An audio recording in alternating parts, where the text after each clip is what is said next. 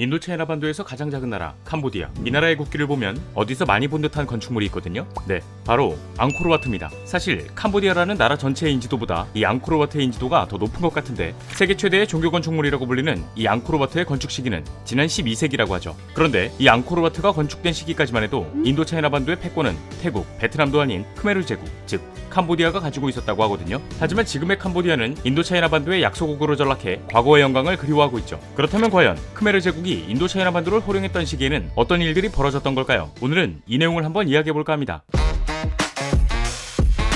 자, 오늘 저와 함께 살펴볼 지식 가이드는 캄보디아의 영광 크메르 제국입니다. 지난 802년부터 1431년까지 약 600년 동안 역사를 써내려온 크메르 제국. 그런데 이 크메르 제국의 전성기 시절에는 수도 앙코르톰에만 100만 명의 인구가 살았다고 합니다. 이 말은 즉 크메르 제국의 규모는 상상 그 이상으로 크다는 건데, 실제로 크메르 제국의 전성기 영토를 살펴보게 되면 인도차이나 반도를 거의 다 점령하고 있다는 것을 확인할 수 있어요. 지금의 캄보디아를 포함한 태국, 라오스, 베트남 일부 등을 지배하고 있는 대제국의 형태이죠. 그리고 이런 전성기를 누렸던 크메르 제국의 건국 스토리가 또 엄청 드라마틱해요. 크메르 왕국의 시조는 자야바르만 2세라는 사람인데, 자야바르만 2세는 크메르 왕국을 건국하기 이전 인도네시아의 사일랜드라 왕조에게 납치를 당합니다. 알려진 바에 따르면 사일랜드라 왕조에선 자야바르만 2세를 이용해 막강한 영향력을 행사하려는 속셈을 가지고 있었다고 하거든요. 그러나 자야바르만 2세는 이 속셈에 넘어가지 않았고 자신만의 왕국을 만들겠다는 야망을 품게 되었죠. 결국 인도차이나 반도로 탈출하는 데 성공한 자야바르만 2세는 여러 세력을 제패한 후 신왕사상, 즉 왕이 곧 신이라는 사상을 기반으로 한 크메르 왕조를 열게 되었던 겁니다. 그리고 이 크메르 왕조는 시엠립 지역을 중심에 두고 넓은 평야와 톤레삽 호수를 바탕으로 농업 생산량을 늘려갔고, 해상 교육의 중심지 메콩강을 이용해 빠르게 성장할 수 있었다고 해요. 특히 시엠립 지역의 경우에는 짜오프라야 강을 따라 태국으로, 또 북쪽으로는 라오스에 진출할 수 있었고, 동쪽의 쯔엉선 산맥은 라이벌 관계였던 참파와 베트남의 공격을 막아주는 이른바 배산임수의 지리적 이점을 가지고 있었죠. 그렇게 자신의 영향력을 넓혀가던 크메르 왕조는 12세기 무렵 수리아바르만 2세 즉위 이후 인도차이나 반도의 대부분을 점령한 대제국으로 성장하게 되는데요. 이 시기 만들어졌던 왕조의 사원이 바로 앙코르와트입니다. 하지만 이 크메르 제국의 전성기는 그렇게 오래가지 못했어요. 13세기까지만 해도 잘나갔던 이 제국은 14세기에 접어들면서 점점 쇠퇴하기 시작했죠. 일단 크메르 제국 내부에서 왕위 계승권을 두고 왕자들의 내분이 일어나기도 했고, 이런 와중에 왕들이 사원을 건설하겠다면서 너무 많은 인력을 동원하고 또 영토를 넓히겠다며 과도한 군사원정을 보낸 것은 크메르 제국의 국력을 약하게 만들었어요. 그리고 비슷한 시기 태국의 수코타이 왕조가 독립하면서 크메르 제국을 압박하고, 라오스 지역의 란창 왕국이 독립한 이후 나랑도 한번 싸워보자 라는 뉘앙스로 덤벼들다 보니 다구리에 장사 없다고 인도차이나를 점령했던 크메르 제국은 수세에 몰리게 되었던 겁니다. 게다가 수코타이 왕조 이후 태국에서 생겨난 신흥 강국 아유타야 왕국은 1431년 크메르 제국과의 전쟁에서 승리해 시엠립 지역을 일시적으로 점령하게 되는데, 이때 크메르 제국이 수도를 옮기기도 했거든요. 당시 크메르 제국이 옮긴 수도가 오늘날의 캄보디아 수도 푸놈펜이고요. 사실상 이때부터 크메르 제국의 시대가 막을 내리고 캄보디아 왕국이 시작되는데, 여기서 특이한 점은 크메르 제국의 유적이 밀림 속에 파묻혀 약 400여 년 동안 사람들의 기억 속에서 서서히 잊혀졌다는 겁니다. 현 시대학자들은 크메르 제국이 갑자기 사라져버렸던 이유를 여러 가지 측면에서 해석하고 있어요. 종교적인 문제로 인해, 인간이 감당할 수 없는 자연재해로 인해, 심지어 모기 때문에 라는 이야기도 존재하고 있지만, 가장 유력한 원인으로는 앞에서 언급되었던 아유타야 왕국의 영향력이 확대되었다는 이야기가 있죠. 실제로 크메르 제국이 아유타야 왕국과의 전쟁에서 패배한 이후 왕조는 끊이지 않고 이어졌지만 16세기부터는 외세의 간섭을 정말 크게 받게 되었어요. 좌태국, 우베트남 뭐 이런 느낌으로 태국의 영향력이 강해질 때면 태국의 속국으로 들어가고, 베트남의 영향력이 강해질 때면 베트남의 속국으로 들어가면서 겨우겨우 연명을 할 수 있는 수준이었다고 하죠. 이때 캄보디아 내부에서는 친태국파, 친베트남파로 싸우기도 했고, 나중에는 태국과 베트남에게 쌍으로 뒤통수를 맞으면서 분할 합병이 되자 나라가 아예 망해버릴 위기에 처하기도 했죠. 그래도 1848년 캄보디아의 두옹 왕자가 태국과 이야기해서 베트남을 몰아내고 가까스로 독립하는 데 성공했지만, 여전히 캄보디아는 주변국들의 눈치를 보고 있던 상황이었어요. 결국 캄보디아는 자신들을 지켜줄 또 다른 세력이 필요했는데, 마침 이곳을 눈여겨보던 나라가 있었죠. 네, 인도차이나 반도의 식민지를 건설했던 프랑스입니다. 이후에는 일본의 영향을 받기도 하고요.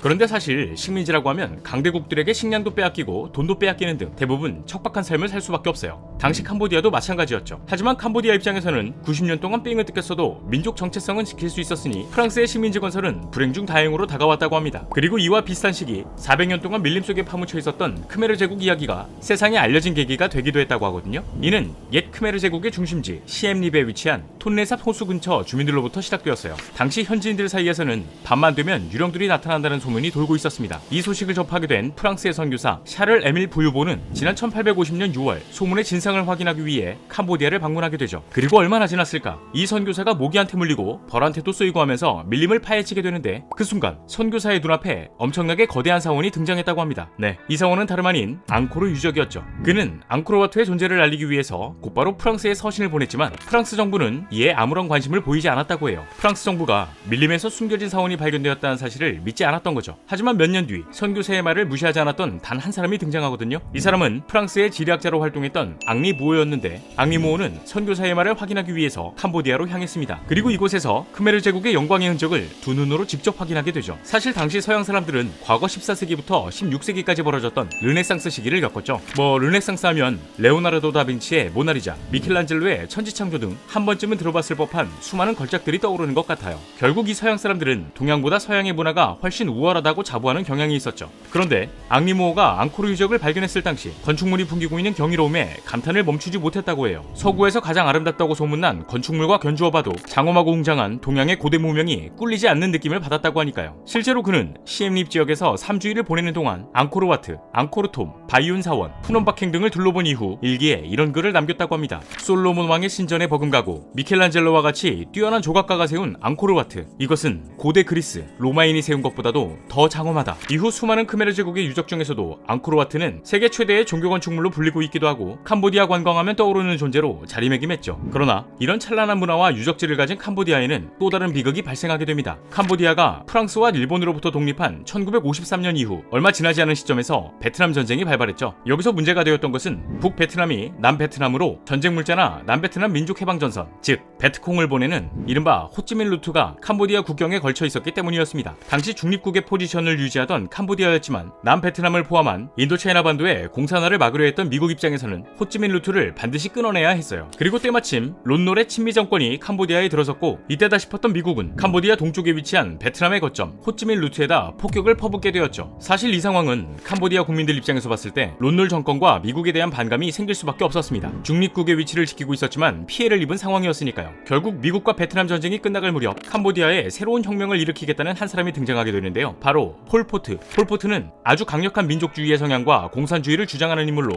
자신이 이끌던 좌익무장단체 즉 크메르 르주를 이끌고 캄보디아의 수도 푸놈펜을 점령해버립니다. 이후 급진적인 혁명 정책을 펼치면서 국경을 폐쇄한 뒤 외부와의 교류를 차단하고 모든 국민들의 자유를 박탈해버린 뒤 베트남을 침공하기까지 했죠. 그런데 참 아이러니하게도 폴포트가 이런 정책을 내세웠던 이유는 과거 크메르 제국의 영광을 되찾겠다는 이유였습니다. 하지만 이 정책의 결과는 캄보디아에 비극을 안겨다 주었죠. 폴포트가 집권하는 기간 동안 캄보디아 인구의 4분의 1 수준인 무려 200만 명의 사상자를 발생시켰으니까요. 네, 이것이 바로 캄보디아의 씻을 수 없는 가슴 아픈 역사, 킬링필드입니다. 이 사건 이후 캄보디아는 전 세계에서도 최빈국으로 낙인 찍히게 되었어요. 게다가 전쟁의 흔적이 고스란히 남아 지뢰, 부비트랩 등으로 인한 민간인 피해가 끊이지 않고 있죠. 찬란한 역사와 유적, 그리고 참혹한 역사가 공존하는 캄보디아, 크메르 제국 시절 외세의 영향을 떨쳐낼 수 있었다면 또 참혹한 사건이 발생하지 않았더라면 캄보디아는 지금쯤 어떤 나라가 되어 있었을까요? 자, 오늘의 영상은 여기까지입니다. 다음에 또 다른 안내서로 찾아뵙도록 하겠습니다. 지금까지 지식가이드였습니다.